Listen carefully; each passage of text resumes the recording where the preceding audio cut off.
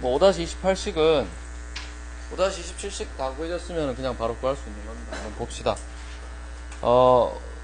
그래서 DO, 그죠? 자, 여기서 DO라고 하는 것은 뭡니까? DO 부정량을 얘기하는 거죠. 그죠? 그래서 포화 최대한 녹아 들어갈 수 있는 DO 양에다가 DO 양을 계산 빼주면은 더 녹아 들어갈 수 있는 양, 뭐 부정량, 또 폭기에서 들어갈 수 있는 양 같은 말이기 때문에 금방 구할 수 있다고. 이게 9다 그러면 여기 이제 계산해가지고 값을 구해주면 되는 거죠, 그죠? 그렇죠?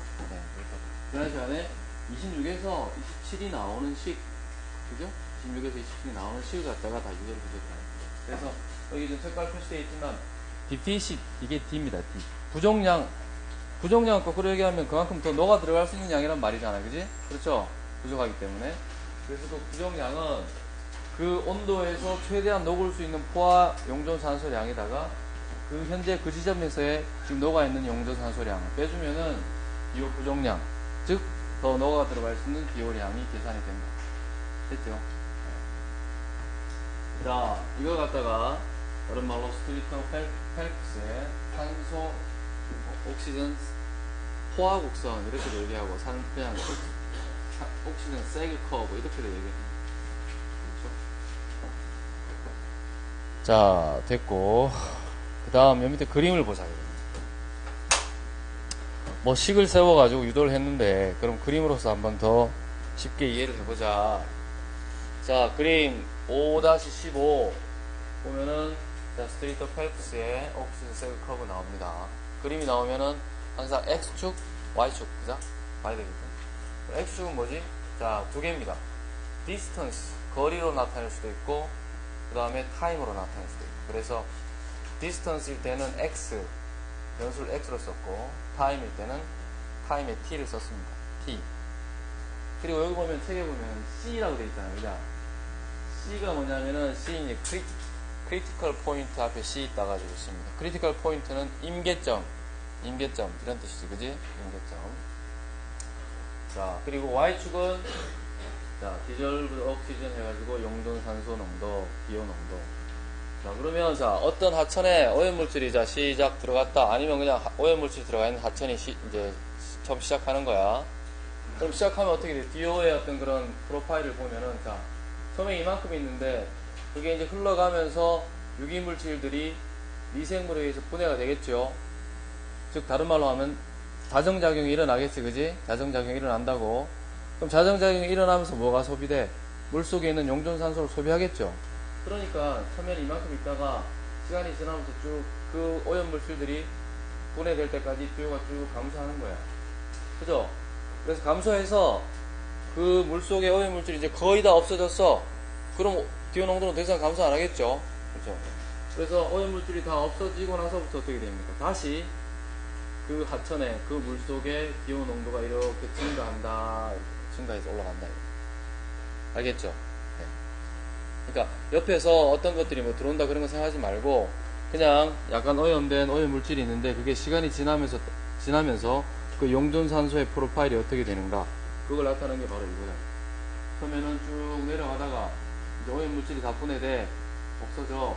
그러면은 다시 물속의 용존산소 농도가 쭉 증가하겠죠, 그죠? 네. 그냥 여러분들 그냥 어렵게 생각하지 말고 그냥 여러분들 생각되는 대로 생각하면 됩니다. 자, 근데 여기 이제 밑에 최대로 쭉 감소해가지고 이제 다시 올라가는 게, 즉, 변곡점. 그죠? 변곡점, 이 점을 뭐라고 하냐면, 크리티컬 포인트라고 한다. 즉, DO 농도가 제일 최소일 때지, 그지? 더 이상 안 내려갈 때. 그지? 네. 뭐 이게, 여기 올라갈 수도 있고, 이만큼 더 내려갈 수도 있는데, 그건 오염물질 농도에 따라 틀리겠죠, 그죠? 그래서, DO가 최소일 때, 그때의 그 거리를 갖다가 XC라고 하고, 그때의 시간을 갖다가 TC라고 하자. 임계거리, 임계시간, 이렇게 나와요. 됐죠? 그 다음, 제일 위에 점선으로 되어 있는 거는, 이제 앞에 식에서 봤던 DOS야. DO Saturated. 최대로 많이 녹을 수 있는 DO는 항상 정해져 있겠죠, 그죠? 네. 그럼 보면 여기서 시작했으니까, 최고 녹을 수 있는 데다가 이만큼 쳐 있으면 이만큼 어떻게 돼요? 부정량, DPCC 되겠지, DPCC. 더 녹아 들어갈 수 있는 거, 최대한. 그래서 이게 이니셜, 초기 DPC, 초기 부정량. 그 다음에 항상 어떻게 돼요? 부정량은 어떻게 계산한다? DO 세츄레이션에다가 그 지점에서의 DO량을 빼준 거였으니까 이거 빼기 항상 이 점을 다 계산하면 여기 뭡니까? DTCC 나오는 거죠. 그렇죠? 어렵나? 안 어렵지? 네. 이게 바로 뭡니까? DO 세그 커브의 그 형태다. 다 된 거죠. 그렇죠? 네. XC, CC. 네. 자, 근데 여기서 지금 책에서는 안 다루고 있습니다. 책에서는 안 다루고 있는데, 너희들이 더 공부를 하다 보면 느끼는 게 뭐냐면, 이거는 이 스트리트 1900 얼마였나? 51년도였나? 21년도였나? 꽤 오래됐죠, 그죠? 스트리터 펠프스라는 사람이 만드는 의식이 굉장히 센세이션을 일으켰습니다. 맞아요. 잘 맞는데 지금 현재에서는 좀 안 맞아, 저 식이. 왜 안 맞을까요? 왜? 당연하겠지. 그러니까 우리가 고려할 수 있는 인자들을 갖다가 너무 많이 무시한 거 다 빼버린 거야. 이거는 그냥 어떻게 돼요? 하천이 깨끗한 상태라고 생각하고 오염물질이 들어와서 시간이 지나면서 그냥 변하는 DO 농도만 계산하는 거야. 근데 실질적으로 하천을 보면 어떻게 돼요? 동남천 봐봐라. DO, 물속에 있는 DO를 갖다 제일 많이 소비시키는 게 뭐예요? 원래 들어있는 오염물질도 소비시키지만 어떻게 됩니까? 하천에 있는 전이라고 하지, 전이. 그죠? 깔아앉아 있는 슬러지들 있죠? 너희들 준설이라는 말 들어봤어? 준설? 준설 들어봤냐?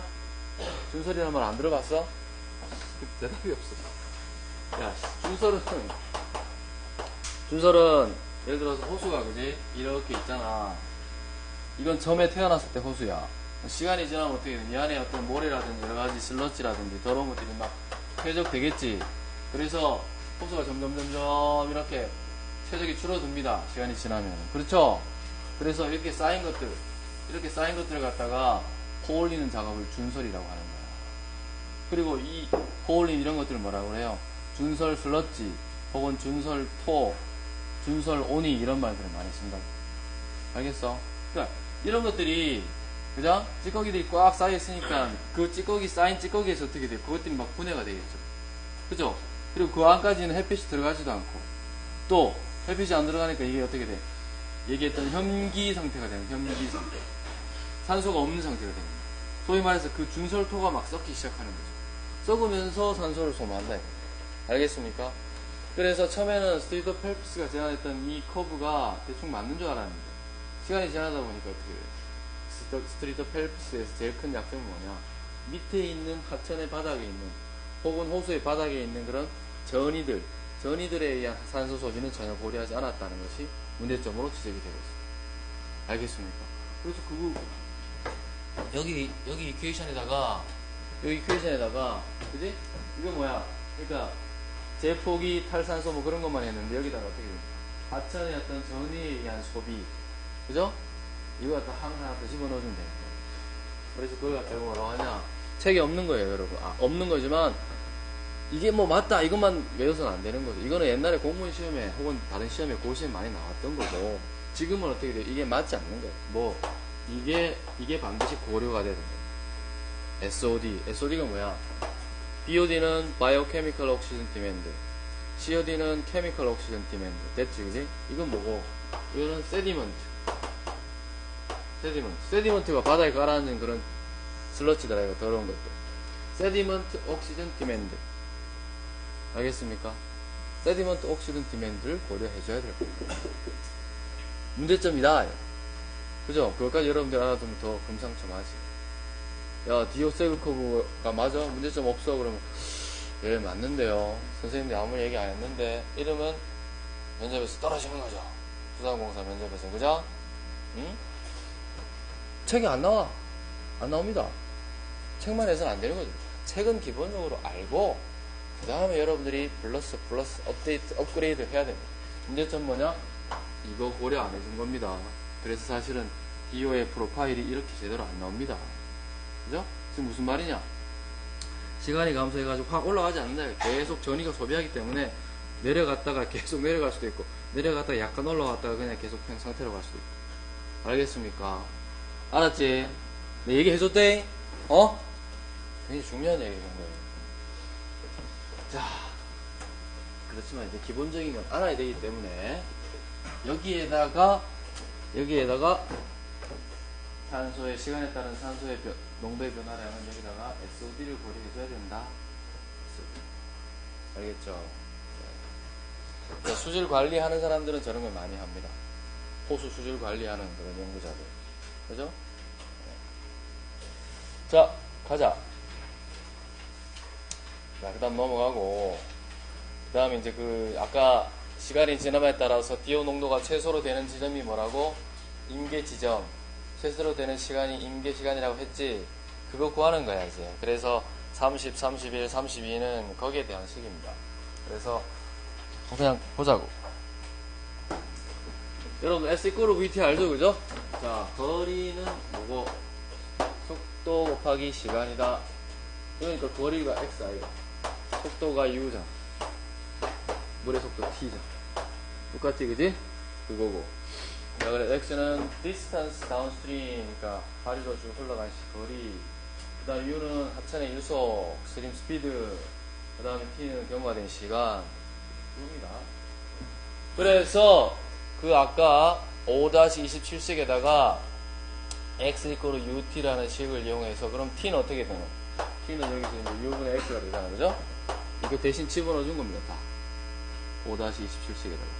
집어넣어서 정리한 게 5-31이다. 됐죠? 오케이. 그 다음에, 그래서, 이, T 대신에 이걸 집어넣어가지고 이렇게 풀어줄 수 있고, 그 다음에, 요걸 다시 T로 놓고 T에 대해서 정리한 것이 5-32식이 되거든요. 5-32식. 5-32식. 그래서, 시험 문제에 T를 갖다가 구하라 할 때는, 만약에 T를 구하라면 이 식은 저는 줍니다. 알겠습니까? 이건 뭐 외울 필요 없어요, 여러분들. 여러분들 차라리 알아야 될 건 뭐냐. 기본적인 이런 물질 수질 방정식에서 이 T를 구하는, 이거 알아두는 게 더 중요하겠어요. 그죠?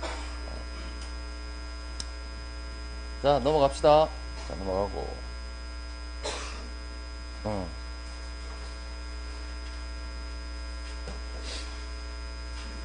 자, 이 그림이 있는데, 이 그림 한번 보자. 머릿속에 잘 안 들어오지? 시험범위 안 들어갈 것 같아가지고. 자, 그림이 두 개 있습니다. 뭐 별로 어려움은 없어요. 한번 보자고. 제목이 뭐로 돼 있냐? 제목이 안 나와있고, 설명이 나와있네. 자, 위에 그림, 밑에 그림 두 개가 있는데, 여기 이렇게 잘 나라. 역시 X축은 거리다. 거리 또는 시간. 그러니까 X 또는 타임이야. 그 다음 Y축은 역시 산소의 농도라고 해도 되겠고, 그 다음 요건 관련되는 탄소가 없어지는 속도, 탄소가 녹아 들어가는 속도, 그렇게 봐도 관계없다는 겁니다. 그렇다고 했을 때, 자, 커브가 두 개 있어요. 이렇게 내려가는 거 하나, 그 다음에 이렇게 올라갔다가 다시 내려가는 거 하나, 이렇게 돼 있죠. 그럼 왼쪽에 처음에 거는 뭐냐면, rate of deoxygenation 해가지고 어떻게 돼요? 탈산소 속도, 그냥 그대로 그렇게 생각할 수 있겠지. 그냥 deoxygenation rate 이렇게 해도 관계없어요. rate of 해도 괜찮고. deoxygenation rate인데 탈산소 속도, 오해 물질이 있으니까 산소가 막 이제 소모되는 거야. 그죠? 쫙 이렇게 소모됩니다. 반면에 소모된과 동시에 또 어떻게 돼요? 계속 하천은 자정작용을 하기 때문에 산소를 갖다 계속 녹여 넣으려고 하겠죠. 그죠? 그래서 산소를 다시 녹여 넣는 그런 re-elevation 어떻게 됩니까? 요렇게 가다가 요렇게. 그렇겠죠? 그죠? 쫙 녹아 들어가는 가는 것만큼 막 녹여 넣습니다. 녹여 넣고, 없어지는 거하고 녹아 들어가는 거 딱 만나는 지점. 요 지점. 이 지점이 바로 뭐겠습니까? 그렇죠. 바로 임계점이 된다. 제일 DO 농도가 낮을 때, 그때가 제일 많이 녹아 들어갈 수 있겠죠. 그죠? 그러니까 제일 꼭대기에서 만났어요. 알겠습니까? 그거 얘기를 하고 있는 거예요. 그래서 요 만나는 지점이 뭐냐? TC, 그 다음 XC다. 즉, 만나는 지점을 TC, XC 얘기 안 하고 이것만 주고, 이것만 주고, 예를 들어서 TC를 찾아라, XC를 계산하여라, 뭐 이러면 여러분들이, 그렇구나. 요거는 탈산소, 요거는 제폭이니까 그게 크로스되는 지점에서 XC, TC가 되겠다. 그거를 얘기하고자 한다. 알겠습니까? 네, 설명이 밑에 또 나와 있어요. 자, 통과. 갑시다.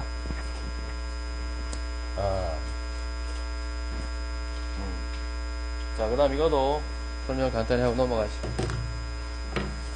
아, 나 날씨가 덥네, 이제 슬슬.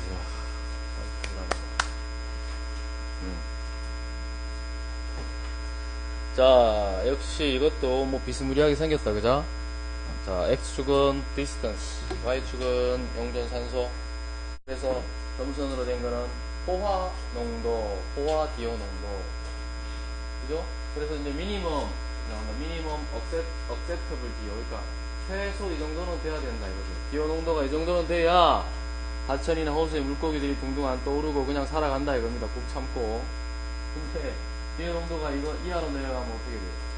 여기서부터 여기까지 역시 unhealthy라고 됐죠, 그죠? 살긴 사는데 되게 힘들게 산다, 이겁니다. 수생 생물들이. 그 다음 이보다 더 밑으로 내려가 버리면 어떻게 돼요? unaerobic 상태가 돼가지고 거의 어떻게 됩니까? 사망한다, 이거죠. 산소를 이용해서 살아가는 것들은 거의 사망한다. 산소를 이용하지 않고 살아가는 것들만 할 수 있다. 그 말입니다. 알겠습니까? 네. 그 다음 일반적인 CBOD는 이렇게 내려갔다 올라가는 스트리트 펠프스의 그런 타입을 갖게 되는 것이고, 그 다음에 과잉 CBOD, 과잉 CBOD, 그러니까 오염물질이 엄청 많이 들어가 있는 거야, 잘 분해되는 것들은. 그런 것들은 확 떨어지겠죠, 그죠? 확 떨어졌다가 다시 차원차원히 이렇게 올라옵니다. 그러니까 무슨 말이냐면, 시작했는데 벌써 기호가 하나도 없는 거야. 유기물질이 많고. 아, 그런 것들은 익세시브, 과한 어떤 그런 오염물질이 들어가 있는 경우구나. 이렇게 보면 됩니다. 알겠나? 혹시나 공무원 시험 문제라든지, 놀지 마라! 공사 시험 문제에 요런 거 비워놓고 맞게 이렇게 들어간 것은 이라고 나올 수도 있겠죠, 그죠? 좀 유치하긴 하지만. 그죠? 그렇다.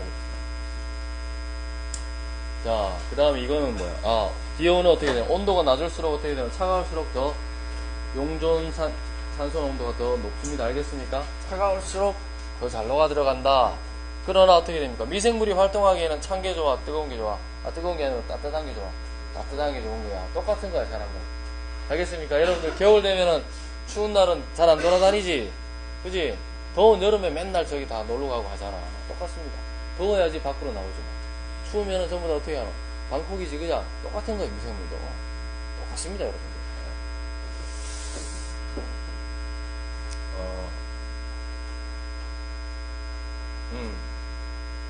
자, 이거 뭐, 표시해 놨는데.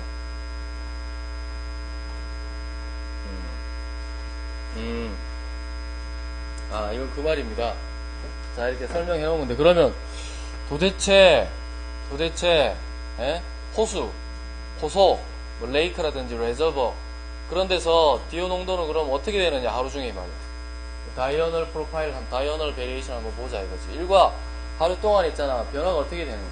여러분들 변화가 어떻게 되겠어요? 디오 농도가.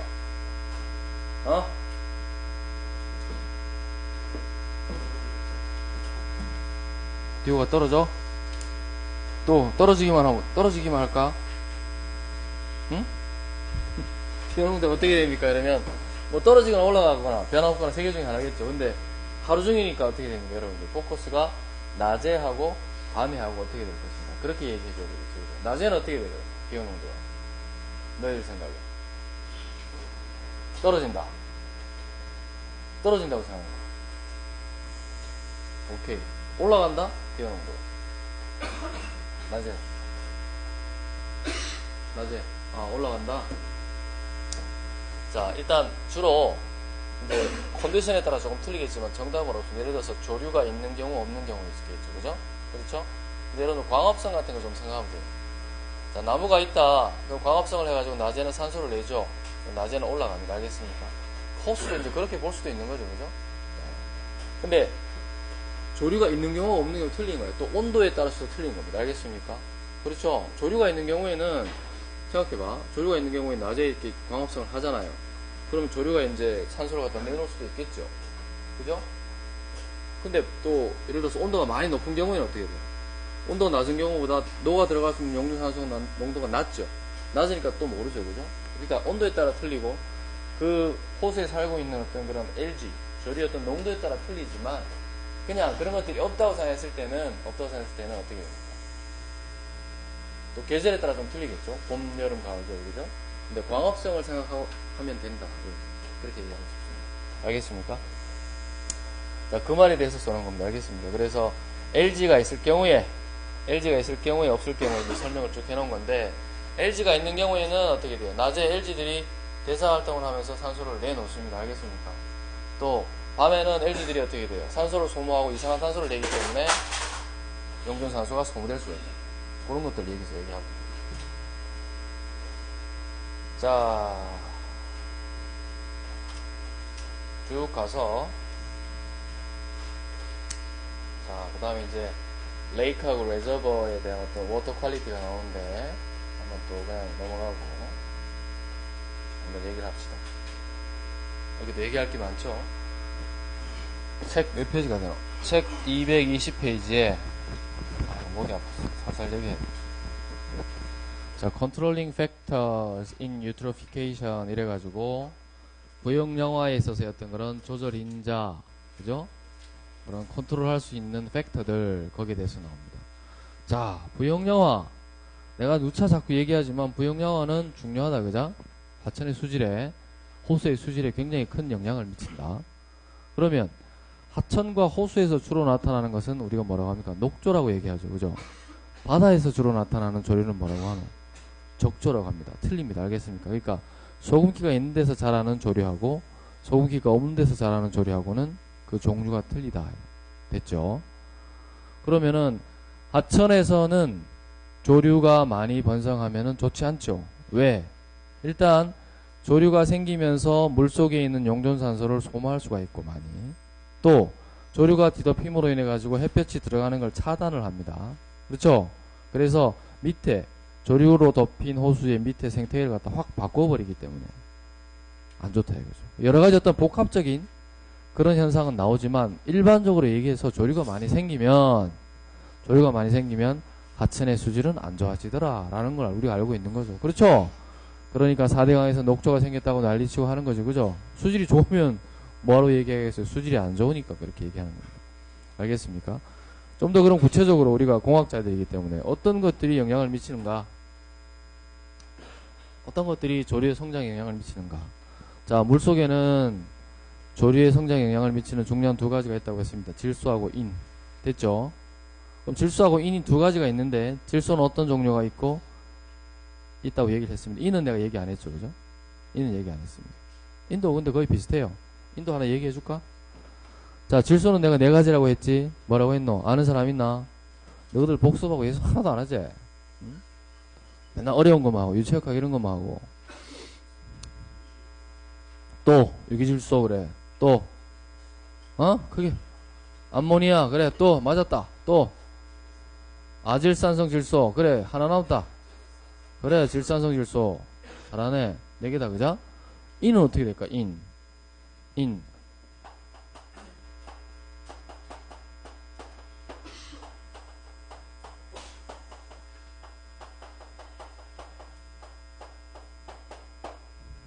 이 세 개입니다. 이는 세 개.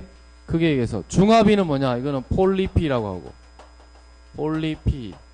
유기는 역시 오르게닉 피 이렇게 씁니다. 인산염이는 포스페이트라고 얘기하고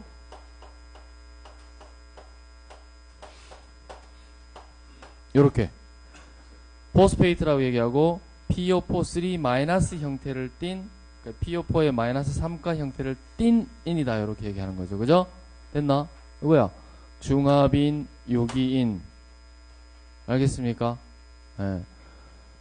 자, 유기인은 뭐냐면 옛날에 농약이라든지 그죠? 그런 어떤 아주 맹독성 소독제, 살균제 그런 데 쓰였던 인입니다. 유기인은 안 좋은 거죠. 그죠? 그쵸? 그 다음에 중합인은 뭐 이런 인 성분들이 자연 상태에서 이제 합쳐져 가지고 생길 수 있는 그런 거예요. 근데 우리가 관심을 가지는 거는 이거가 아니고 요거다 이거죠. 수질에 관련이 많은 것은 요거다 이겁니다. 알겠습니까? 수질에 관련이 많은 것은. 그러면 전부 다 그럼 이거 형태로 존재하느냐? 그건 또 아니에요. 무슨 말이냐? pH가 변함에 따라 가지고 인이 이런 형태로도 존재할 수 있고 다른 형태로도 존재한다. 알겠습니까? 그래서 pH가 낮은 경우에는 어떻게 됩니까? HPO4 2 마이너스 형태. 나중에 또 해요. 하이드로젠 포스페이트. 그 다음에 H2PO4 마이너스 형태. 이런 형태를 띄고, 또 pH가 좀 올라가면 여기 있는 것처럼 PO4 3 마이너스의 형태. 뭐 이런 형태가 있습니다. 알겠습니까? 그래서 하이드로젠 포스페이트, 수소가 하나잖아. 그래서 하이드로젠 포스페이트, 수소가 두 개니까 디하이드로젠 포스페이트 이렇게 얘기합니다. 요거는 pH에 따라서 그게 요놈이 카멜레온처럼 변하는 거야. 요렇게 됐다가 저렇게 됐다. 알겠나? 그러니까 pH가 주로 낮은 경우에 수소가 달라붙겠지. 그지? pH가 낮다고 하는 것은 수소연이 있다는 거 아이가? 그러니까 수소연이 있는 경우에는 요런 화합물들이 생긴다 이거지. 자, 하여튼 질소하고 인이야. 질소하고 인이다. 그럼 그 질소하고 인이 어떤 경우에 뭐가 제한인자가 되고 어떤 경우에 또 뭐가 중요하고 그런 것들 우리가 한번 얘기해보자. 책에서 얘기하고 있는 겁니다. 쭉 넘어가서 여기 돼 있네. 자, 쭉 넘어가서 한번 보자. 자, as a rough guideline, 뭐 대체 뭐 일반적으로 이 말이죠, 그죠? 일반적으로 자, 물 속에서의 질소 농도가 그죠? 인 농도보다 10배 이상인 경우에는, 그런 경우에는 물 속에서 인이 제한 성분이 되고, 그죠? 그 다음에 그보다 작은 경우, 그러니까 10배 이하인 경우에는 질소가 제한인자가 된다. 일반적으로 이렇게 얘기해요. 1987년도, 와, 내가 대학교 들어갈 때네. 토만하고 뮬러라는 사람이 논문을 써가지고 이렇게 이제 얘기한 겁니다. 질소하고 인이 있는데 무슨 말이냐면, 두 개 더 많으면 당연히 생기겠죠, 그죠? 근데 질소하고 인 농도를 갖다가 이렇게 찍어보니까 질소가 인보다 한 10배 이상 많으면은 인이 농도가 조금 없어지고 줄어들고 올라가고에 따라 가지고 조리가 확 생기고 확 사라지고 그렇게 하고, 또 질소하고 인 농도를 비교해봤더니 10대 1 안 되는 경우에는 오히려 질소 농도가 변하는 거에 따라 가지고 훨씬 더 조리가 영향을 많이 받더라 이거지. 됐나? 그런 얘기를 하고 있는 겁니다. 그 다음에 소이어라는 사람하고 올렌바이더, 이제 인 모델을 만든 사람인데, 이 사람들은 그러면 대체로 질소하고 인 두 개 서로 비교하지 말고 그냥 우리가 정량적으로 도대체 한 얼마 정도가 되면은 괜찮냐, 얼마 정도가 되면은 위험하냐, 그걸 한번 이제 가이드라인 준 겁니다. 소이어라고 하는 사람은 포스포러스 컨센트레이션을 갖다가, 이거는 포스페이트다.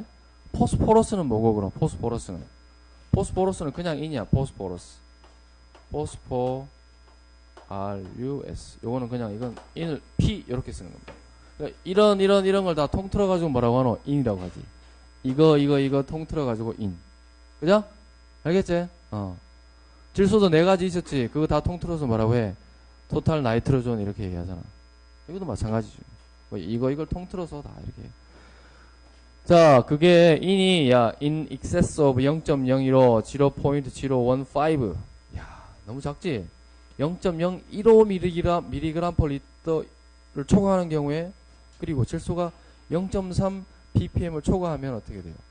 알갈 블룸이 일어나게 충분하다 이거죠. 조류가 막 생긴다 이거야. 질소 0.3, 인 0.015. 그죠? 딱 2배지. 맞지? 여기서는? 맞지? 그러니까 질소가 인의 농도 딱 2배 되는 경우에는, 그리고 그 맥시멈 리밋이 0.015 인 질소 0.3 이것만 돼도 조류가 생기고, 올렌바이드라는 사람은 또 봤더니 그보다 더 낫는데 나는 0.010. 그 다음에 이 사람은 인에 대해서 지금 주장하고 있는 거죠. 인의 0.010 일 경우에는 뭐 그럭저럭 버틸만해. 조류가 생길 듯 말 듯해. 근데 0.02만 되면 어떻게 돼? 익세시브 돼가지고 인이 농도가 많아져가지고 조류가 확 생긴다. 알겠어? 그렇게 얘기하고 있는 거죠, 그죠? 네. 그러니까 올렌바이드라는 사람은 인이 굉장히 리미팅 팩터야, 제한 인자야, 이렇게 지금 얘기하고 있는 거죠. 그래서 여러분들 이거하고 덧붙여가지고 면접에 나올 만한 거, 너희 하기야 뭐 2년 뒤에 면접 볼지, 군대 가가지고 뭐 한 7년 뒤에 면접 볼지 잘 모르겠지만은, 그래서 우리나라에서 그러면 이러한 어떤 거지 부영양화를 막기 위해서 취하고 있는 실제 액션이 뭐냐 이거야. 어떻게 하고 있어요? 궁금하지 않나? 궁금해지잖아. 그래서 그걸 내가 간단히 얘기해주면 어떻게 돼요? 자, 인이 들어오는 소스는 포인트 소스가 있고 난 포인트 소스 두 개 있다고 했지, 그죠? 포인트 소스는 우리가 이제 파이프라인 통해서 들어오는 것들이란 말이야. 그게 포인트 소스. 난 포인트 소스는 파이프라인 통해서 들어오는 게 아니라 그냥 아무 데서나 막 들어오는 거야. 비가 오면 막 땅에서 들어오고 어디서 들어오고 막 다 들어오는 거야. 자, 그러면 인을 갖다가 잘 제어하기 위해서는 포인트 소스도 잡아줘야 되고 난 포인트 소스도 잡아줘야 되겠죠. 그렇죠? 그냥 상식적으로 가자고. 자, 그럼 포인트 소스에서는 잡아주기 위해서는 어떻게 되나? 인을 제거하는 기술을 적용하면 되겠지. 그렇죠? 됐다. 자, 그러면 포인트 소스에 인을 제거하기 위해서 주로 어떤 걸 하고 있습니까? 자, 이야기가 좀 길어지지만은 일반적으로 여러분들 하수 처리장, 옛날에 말한 하수 처리장, 환경 기초 시설입니다. 거기서는 그냥 처리해서 나가는 물을 갖다가 보면은 특별히 인을 잡아주는 기술이 없었어요. 종래 처리장 기술. 지금도 마찬가지. 지금도 우리나라를 비롯해서 전 세계에 있는 하수 처리장에서 적용하는 공법을 보면은 그 안에 있는 인을 갖다가 제거하기 위한 특별한 기술이 없습니다. 말 그대로 인은 그대로 다 나가는 거야. 미생물이 제거하는 건 조금의 아주 극소량을 제외하고는 없었어요. 근데 그래서 어떻게 이래서는 안 되겠다. 인을 갖다가 잡아야 되겠다 하고 해가지고 어떻게 됩니까? 우리나라에서 4대강 사업을 하면서 같이 시작했던 게 뭐냐? 총인 제거. 말 그대로 쉽게 기억해. 총인이 뭐고 아까 얘기했던 포스포러스 아이가. 그죠? 수중에 있는 총인을 갖다가 제거하기 위한 시설을 갖다가 추가적으로 설치를 갖다가 요구했습니다. 즉 총인 제거 공법을 갖다가 다 적용을 한 거야. 공법을. 그래서 기존에 하수처리장이 있는데 4대강 어떤 그런 본류, 4대강 본류 있잖아. 그죠? 4대강 지류 다 마찬가지. 거기에서 물이 4대강으로 들어가는 그런 하수처리장에서는 무조건 이 총인 농도를 낮추는 그런 공법을 의무적으로 다 하게 했습니다. MB 정권에서. 얼마로 했느냐? 0. 얼마 정도 되겠어요? 0.05에서 0.1mg per 리터. 너희들이 최종 방류할 때 0.05에서 0.1 넘어가면 안 된다. 알겠습니까? 그럼 그전에는 얼마가 되느냐? 그전에는 뭐 2, 한 5, 엄청 많이 그냥 계속 나간 거예요. 알겠습니까? 그래서 우리나라가 불과 몇 년 전에 4대강 해당하는 것만. 알겠습니까? 한강, 4대강이 어디고, 한강, 낙동강, 금강, 영산강, 그죠? 거기로 들어가는 것들은 무조건, 포인트 소스는 무조건 다 이렇게 낮추도록 의무화 시켰습니다. 세부적인 기술은 여러 가지가 있겠죠. 주로 했던 게 뭐냐면 응집을 시켜야 약품으로. 약품이 제일 효과가 좋지. 집어넣고 응집시켜가지고 여과시킵니다. 여과. 알겠습니까? 네, 그건 나중에 여러분들 상하수도 수처리 시간에 배우도록 하고. 이렇게 해서 낮췄습니다. 자, 그러면 포인트는 어느 정도 됐다 치자. 그럼 나머지 남은 건 뭐야? 난 포인트지. 난 포인트가 역시 문제입니다. 난 포인트는 주로 어디서 들어오죠? 자, 여러분들 저기 강원도 같은 데 가면은 뭐 마을에 돈사 많이 키우죠. 그죠? 양계장이 있죠. 그죠? 특히 너희들 좋아하는 소고기, 횡성한우 유명하지? 그런 거 다 키우잖아. 그럼 거기에서 사료로 주고 걔들이 먹으면서 배설한 것들, 소위 말해서 먹고 싼 것들, 그런 것들이 제대로 처리 안 되고 그냥 방치가 됐을 경우에 비가 온다, 눈이 온다, 한꺼번에 쫙 쓸려 내려옵니다. 또 너희들이 좋아하는 김치를 먹기 위해서 고냉지 채소를 키웁니다. 키우면서 뭐하노? 질소, 인산, 칼륨이 들어간 화학 비료를 많이 뿌려주죠. 땅에다 그냥 뿌려. 비가 오면 그게 땅으로 쫙 스며들어가지고 그 영양분을 먹고 잘 자라겠지, 배추가. 근데 다 배추로 가나? 대부분 다 밑으로 빠지겠죠. 그죠? 그런 것들이 다 강으로 다 그대로 쓸려 들어옵니다. 알겠습니까? 그래서 포인트 소스, 난 포인트 소스가 있지만 굉장히 포인트 소스의 제어는 이제 거의 어느 정도 다 돼가요. 근데 중요한 건 뭐냐? 난 포인트 소스는 아직까지도 100% 커버를 못하고 있다. 기술이 없어서 그런 건가요? 그건 아니에요. 하기 힘들어요. 아무래도. 그렇잖아. 이런 건물에서 나오는 것들이 파이프라인 딱 깔아가지고 파이프 빵꾸만 안 내게 해서 다 모아서 처리하면 되는데, 난 포인트 소스 여러분들 봐라. 비가 오잖아. 비가 오면 어떻게 돼요, 여러분들? 빗물 벽면 타고 내려오지. 그러면 비가 안 올 때 벽면에 뭐가 붙어있는 오염물질이 많이 붙어있죠. 비가 오면 쫙 쏠려서 내려오는 거야. 그럼 어떻게 다 100% 우리가 다 리커버리 하겠습니까? 힘들죠. 알긴 알지만 힘듭니다. 그러나 계속 이런 것들을 지금 개발하고 있어요. 비점 오염은 제어하는. 자, 여기까지만 하고 또 진도 나가자.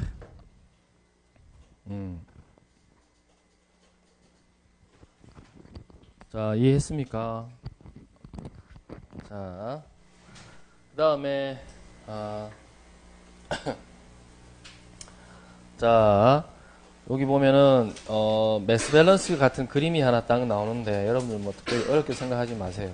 자, 지난번에 매스 밸런스 잡을 때 하천이 이렇게 있으면은 그 하천으로 이렇게 뭔가 오염물질이 들어오는 거.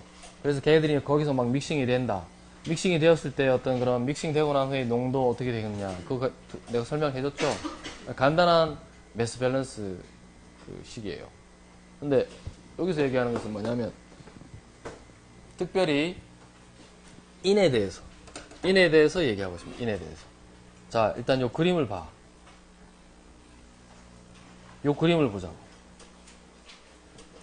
자, 그림 한번 봅시다. 올려놓을까?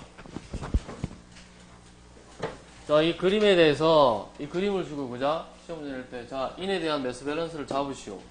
그 다음에 조건 몇 개 주고는, 그러면, 인 농도가 어떻게 됩니까? 이렇게 물어볼 수 있는 거죠. 아주 간단하게. 특별히 안 꼬고, 그대로. 그렇게 생각하지 마세요. 이게 진짜 실제 호수야. 이게 호수야, 호수. 그리고 물이 이렇게 흘러 들어오고, 계속 나갑니다. 그죠? 들어오는 양만큼 나간다, 볼 수 있겠죠. 근데, 요 위에서 뭔가 또 하나 이렇게 하나가 부하가 돼. 로딩이 된다. 그죠?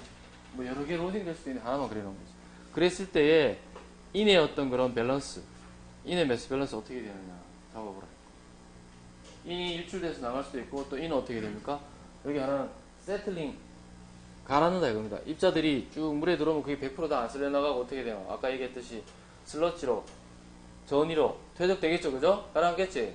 그래, 가라앉는 부분도 있다. 그걸 고려했을 때 인의 밸런스를 한번 잡아봐라. 자, 그래서 제목이 뭐라고?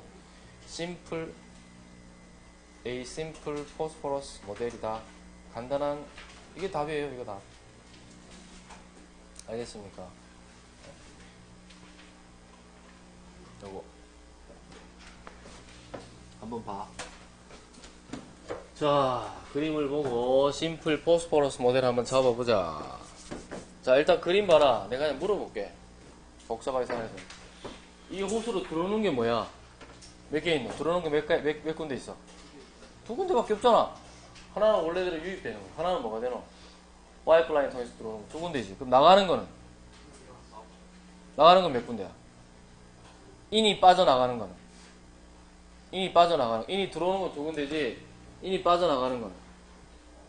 한 군데야, 두 군데야? 왜 두 군데지? 그래. 그 답이야. 그냥 들어오는 것만큼 해서 아웃고잉 나가는 거 하나 있죠. 그 다음 뭐라 했노? 퇴적돼가지고 거기를 뭉쳐져가지고 걔들이 쭉 가라앉는 게 있단 말이야. 우리 눈에 보이진 않지만.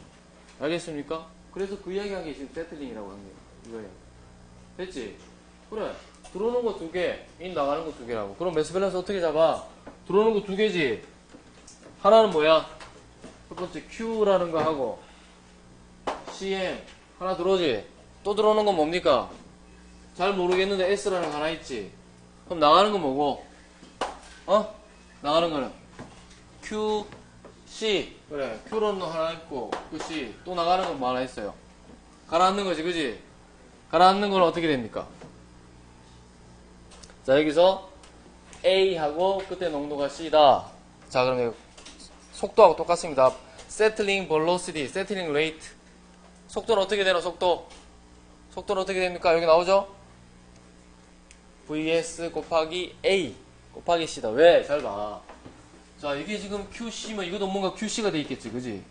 그럼 나가는 것도 QC지. 그럼 가라앉는 것도 QC로 가라앉아야 될까, 아이가? 맞지? 가라앉는 건데, 자, 가라앉는 거는 C야. 근데 Q가 돼야 돼. Q 단위가 어떻게 돼? 미터 3승 퍼 세컨드든지 데이든지 관계없다. 알겠나? 그럼 요건 어떻게 됩니까? 속도에다가 속도 단위가 어떻게 돼요? 미터 퍼 세컨드지, 그지? 곱하기 면적하면 미터 제곱 되잖아. 그럼 곱하면 미터 3승 퍼 세컨드 단위가 맞아지지, 그지? 단위 맞춰야 될까, 아이가? 안 그래? 그죠? 그러니까 여기서 어떻게 되노? 앞에 들어가는 게 뭐라고? 가라앉는 거? 가라앉는 속도에다가 그 호수의 면적 A를 곱한 거다. A를 곱한 거다. 알겠습니까? 그렇게 구할 수 있는 거. 그지? 자, 다시 한번 얘기할까? 들어오는 거. 자, 그냥 유입되는 겁니다. 스트림으로 들어오는 거. 그 다음 공장 파이프라인 타고 들어오는 거. 이 부하가 뭐죠? 단위가 뭐가 되는데? 그램 퍼 세컨드. 자, 그램 퍼 세컨드. 이건 뭐지? 단위가 틀린데? 이상하네? 단위가 틀리나 같나? 같잖아! 단위가. 봐. Q. 단위 뭐가 돼? 미터 삼성 퍼 세컨드지? 어? C 단위는 뭐가 돼? 미리그램 퍼 리터 아이가? 그거 바꾸면 어떻게 돼요? 그램 퍼 미터 삼성이지? 그죠? 그램 퍼 미터 삼성 아이가? 이거 지워지고. 이 단위가 뭐가 되노? 그램 퍼 세컨드지, 그지? 그램 퍼 세컨드 그대로 똑같잖아, 지금. 알겠습니까? 이게 뭐라고? 이게 부하라고, 부하. 들어오는데, 여기서 들어오는 양을 갖다가, 너희들아, 자, 뭐, 유량이 얼마고, 그때 농도가 얼마고 안 쓰고, 두 개 곱한 거 그대로 써줬잖아, 더 친절하게. 그 다음 이거 단위 똑같죠? 이 단위 맞춰줘야 될 거야. 단위 틀리면 안 되지. 단위 틀리면 계산이 안 되잖아. 이 꼴이라는 게 성립이 안 되잖아. 그죠? 그러니까, 자, 농도는 그대로 C입니다. 그 다음에, 침강하는 속도하고 그때 호수의 에리어 A를 곱하면은 똑같은 단위가 된다. 그렇겠죠? 침강한단 말이야. 침강한데 그 호수의 에리어. 에리어는 에리어인데 서피스 에리어야, 섹셔널 에리어야. 어? 같은 에리어인데 어떤 A를 써야 돼? 서피스 에리어 써야지. 각 서피스에서 쭉쭉쭉쭉 다 가라앉을 거 아닙니까? 그죠? 예. 네. 이것도 중요합니다, 여러분들. 실컷 계산해놓고 이거 잘못 집어넣은 사람들이 있더라고요. 요거는 뭐냐? 요거는 A는 A인데 여러분들 서피스 에리어다. 알겠습니까? 기억해야 된다. 너희들 유체역학에서는 서피스 에리어보다 거의 섹셔널 에리어 단면적 많이 공부하지. Q 이퀄 AV 그 뭐고 연속 방정식 아니야? 그때 A는 뭐야? 전부 다 단면적이지, 그지? 근데 환경에서는 두 개 다 고려해야 됩니다. 상하수에서 침전지 같은 거는 서피스 에리어도 중요하고 섹셔널 에리어도 중요하고. A 나오면 그게 서피스인지 섹셔널인지 잘 구별해라. 알았지? 알았나? 자, 그래서 이 매스 밸런스식 이해갑니까 이제? 어? 들어오는 거 두 개, 나가는 거 두 개. 됐죠? 간단합니다. 심플 포스포러스 모델인 거예요. 야, 호수에서 인의 밸런스 잡아. 그러면 아이 뭐 간단하죠. 이렇게 잡으면 돼. 만약에 이게 들어오는 게 한 개 아니라 여러 개다. 그럼 여러 개를 갖다 전부 다 왼쪽에다 추가하면 되잖아. 나가는 게도 여러 개다. 나가는 거 오른쪽에 추가하면 되잖아. 됐나? 됐지? 그래서 이 식에서 5-34식에서 보자. C를 갖다가 C에 대해서 풀어주면 5-35식이 됩니다. 너무 쉽지? 그치? 알겠어? 알았어? 어? 대답 안 하는 친구들은 모른다는 건가? 모르면은 옆에 알았다는 친구들한테 물어봐.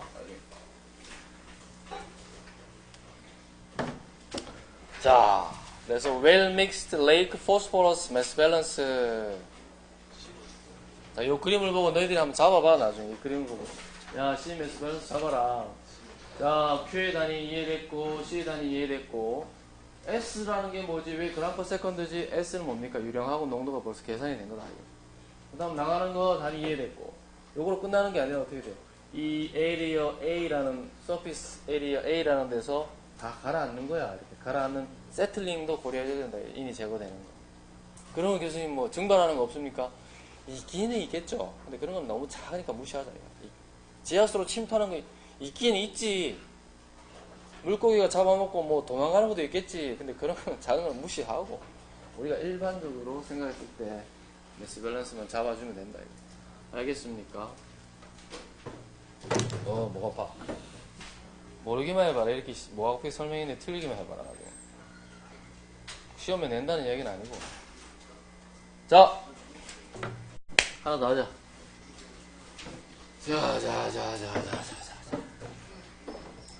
야, 세계에서 이 세상에서 인더월드에서 제일 큰 호수가 어디야? 아는 사람 있어? 상식이 부족하고 공부도 안 하고 이놈 새끼들 한 대씩 콱 다 지어박았으면 좋겠구만. 그냥 내 마음 같아서는. 제일 큰 호수가 뭔지도 모르지. 한번 얘기해봐라. 5대5 어디 있는 거? 미국의 그 미시간 그 옆에 있는 5대5. 그렇죠. 그거 아주 크죠. 근데 그게 넘버 2야. 세계에서. 그건 넘버 2입니다. 넘버 1. 뭐라고? 크게 얘기해라. 빅토리아? 빅토리아가 어디 있는 건데 난 처음 들어보는데. 그냥 얘기해 본 거지 너. 세계에서 제일 큰 호수가 뭡니까? 저쪽에, 그래, 소련에 있는, 러시아에 있는 바이칼 호수 아이가, 바이칼 호수. 그게 제일 크다고 합니다. 나도 안 가봤어. 안 가봤습니다. 그 다음에 아마 세 번째가 저 일본에 있는 비와코, 일본말로 비와코라고 하죠. 우리나라만 읽으면 비파오가 되는 거죠. 진짜 비파오는 내가 그 옆에 있었지. 비파오는 가보면 빙 360도 돌잖아. 다 물밖에 안 보여요. 땅이 안 보여. 엄청 크죠. 자, 그런 호수에서 이제 얘기하는 겁니다. 알겠습니까? 그런 호수 생각해라. 알겠지? 너희 집 앞에 있는 그런 도랑 같은 거 생각하지 말고. 자, 그런 호수에서 해당되는 용어다. 뭐냐? thermal stratification. 발음도 어렵네. thermal stratification. 뭐냐? 우리나라 말 열적 성층이다. 열적 성층이다. 됐나? 그 밑에 또 나오네. 크게 thermal stratification 해가 열적 성층인데 이건 무슨 말이냐 하면은 호수가 뒷방 크잖아. 그러면 여러분들 봄, 여름, 가을, 겨울 온도 변화가 있죠. 온도 변화가 있으면 호수가 크고 깊죠. 그러면 그 호수 깊이에 따라서 어떻게 됩니까? 온도 차이가 엄청납니다. 그렇겠지, 그지? 왜냐하면 밀도가 큰 물을 엄청나게 크게 갖고 있으니까 비열이 클 거 아니에요. 그러니까 웬만한 열이 가해져도 물의 온도는 표면하고 저 심층부하고 엄청 차이가 난다 이겁니다. 그게 바로 뭐다? thermal stratification이 되고, 온도가 차이가 나면 뭐가 차이 난다? 물에 뭐가 틀려지노? 밀도가 틀려지지. 그지? 온도가 틀리면 밀도가 틀립니다. 밀도가 틀리면 뭐가 틀려지노? 무게가 틀려지잖아. 그렇죠? 그래서 수직 깊이에 따라서 온도 차이가 나고 거기에 따라서 밀도가 틀려지고, 그래서 호수가 깊이에 따라 가지고 이렇게 쭉쭉 밀도가 다른 층이 생깁니다. 그게 뭐냐? thermal stratification이다. 열적 성층이다. 알겠죠? 그러면 제일 무거운 게 밑으로 갈 거고 제일 가벼운 게 위로 뜰 거 아이가? 그렇겠지? 아니라고 생각하는 사람. 아닌데? 없지, 그지? 예.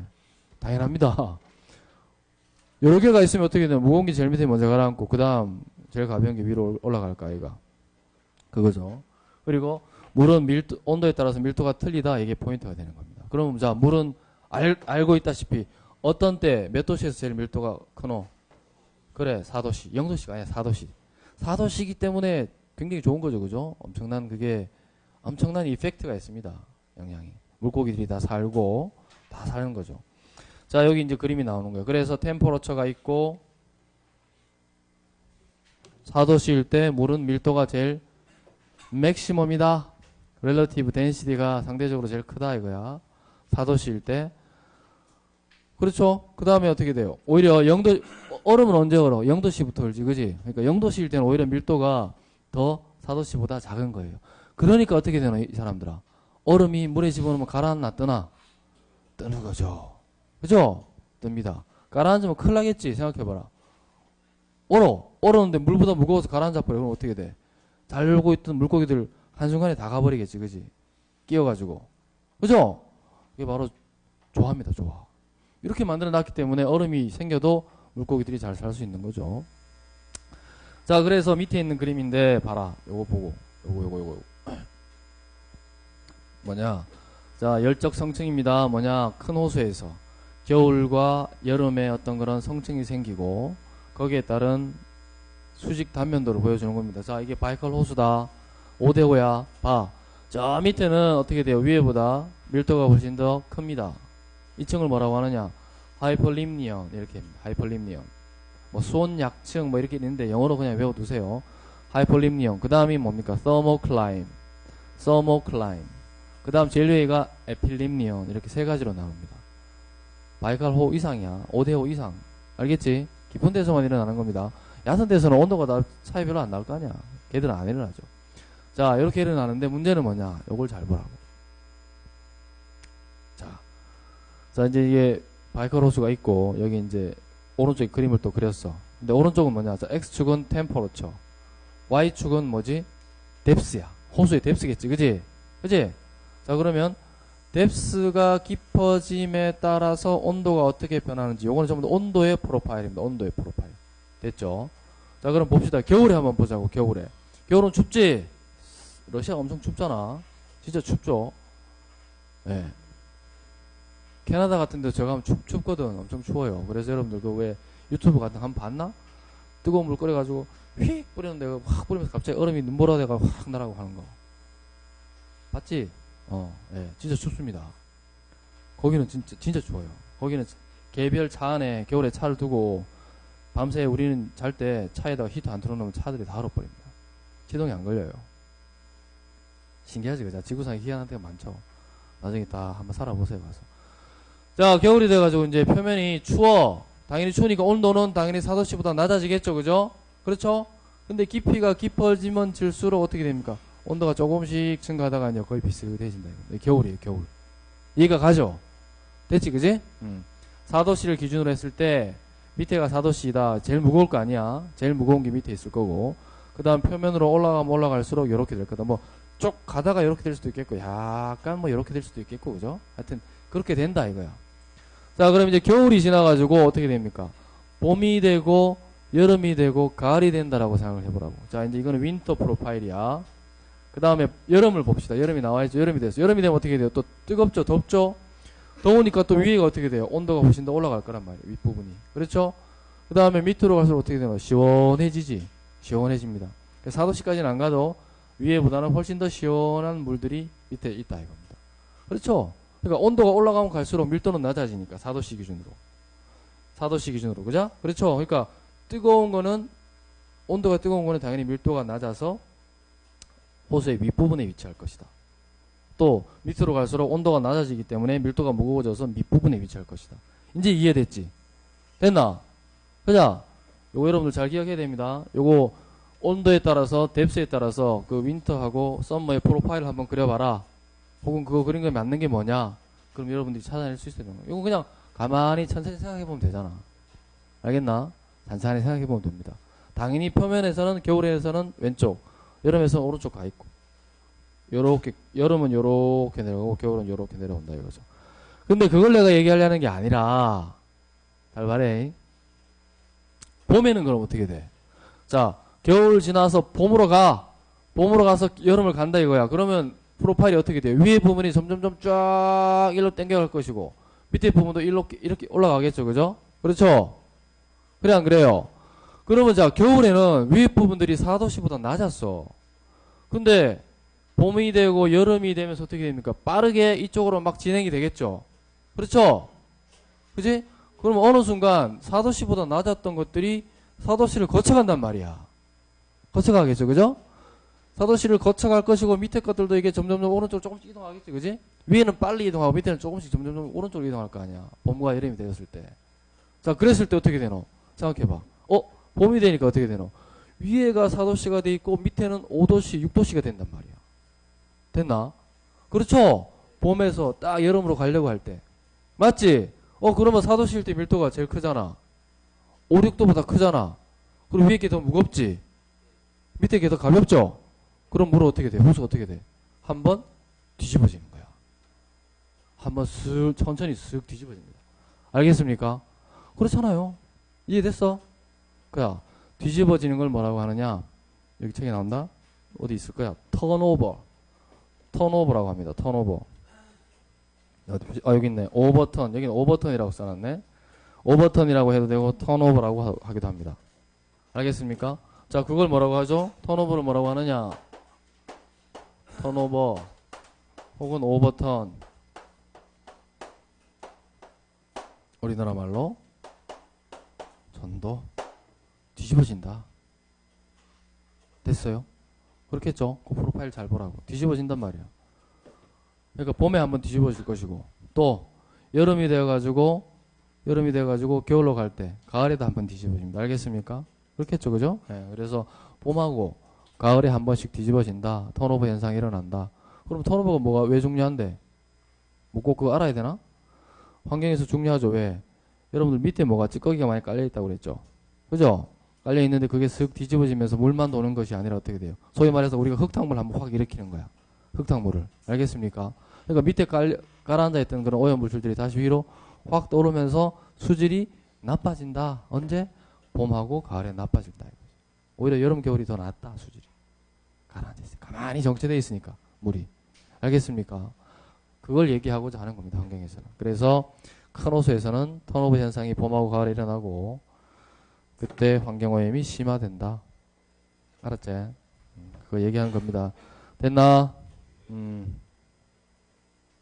여기 또 떠나와 있네. 저 한번. 그림 5-22도 한번 봐봐요. 똑같은 설명이 간다 이거죠. 그죠? 자, 턴오버 현상을 갖다 여러분들 주의를 해야 되겠다. 다 이해했어? 여러분들아, 어? 굉장히 내가 빨리 얘기했지만 굉장히 중요한 거 얘기했습니다. 시험도 잘 나오고, 알겠죠? 예. 기말고사에, 이제. 자, 그렇게 돼 있고, 그 다음에 요거는,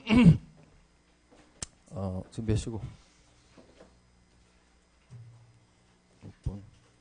자, 간단하게 얘기하고 마무리 짓도록 할게요. 또 시험 문제 얘기도 해야 되니까. 요건 그 다음 시간에 합시다. acidification of lake라고 하는 것은 말 그대로 호수의 acidification, 산성화, 이거 얘기하는 겁니다. 지난번에 내가 오염되지 않은 그런 공기에서 비가 왔을 때 그때 빗물의 pH는 계산적으로 얼마가 된다 했어요. 5.6 얼마가 된다고 했지, 그지? 그래서 산성비라고 하는 정의는 이 사람은 뭐 저자는 여기 산성비 안 좋아하는데 산성비라고 하는 정의는 pH가 5.6보다 낮은 경우에는 산성비다 이렇게 얘기하는 겁니다. 알겠죠? 그리고 이 저자는 여기서 애시드 레인이라는 걸 별로 안 좋아하고 애시드 디포지션이라고 해야 된다. 산성 침적을 써야 된다. 뭐 이렇게 얘기하는데 뭐 내가 생각하니까 다 똑같은 말인데 하여튼 뭐 그렇습니다. 5.6이 기준이 되고 거기에 대해서 얘기하고 있다 이겁니다. 얘들아 H2CO3가 뭐야? 카보닉 애시드, 영어로는 카보닉 애시드인데 우리나라 말로 하면 뭐가 되노? 그냥 탄산이야, 탄산. 알겠죠? 탄산. 됐지? 탄산입니다, 탄산. 자, 그렇게 이해를 하면 될 것 같습니다. 자, 오늘 일단 여기까지. 요거는 다음 시간에 이어서 하도록 하죠. 자, 오늘 여기까지 합시다.